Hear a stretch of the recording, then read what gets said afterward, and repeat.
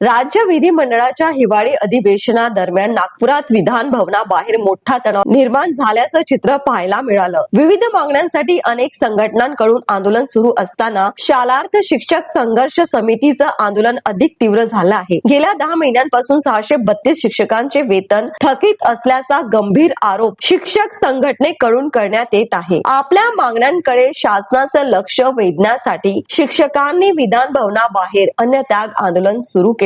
दरम्यान या आंदोलनादरम्यान एका महिला शिक्षिकेची प्रकृती अचानक बिघडली. उपस्थित पोलिसांनी तात्काळ हस्तक्षेप करत त्या शिक्षिकेला उपचारासाठी रुग्णालयात दाखल केलं आहे. मात्र वारंवार आंदोलन करूनही शासनाकडून कोणतीही ठोस दखल घेतली जात नसल्याचा आरोप करत शालार्थ शिक्षक संघर्ष समितीने आपला मोर्चा थेट विधान भवनाच्या दिशेने नेण्याचा प्रयत्न केला. यावेळी परिसरात जोरदार घोषणाबाजी करण्यात आली. या आंदोलनात मोठ्या संख्येने महिला शिक्षकांनी सहभाग नोंदवला. आंदोलन दरम्यान भावनिक वातावरण निर्माण झालं असून शिक्षकांचा आक्रोश पाहायला मिळाला. शासनाचं लक्ष वेधण्यासाठी आणि आपल्या मागण्यांची तात्काळ पूर्तता व्हावी यासाठी आंदोलन शिक्षकांनी शेवटी अर्धनग्न होऊन राज्य सरकार विरोधात जोरदार निदर्शने केली. शिक्षकांच्या या आंदोलनावर शासन काय निर्णय घेतं याकडे आता सर्वांचं लक्ष लागलं आहे.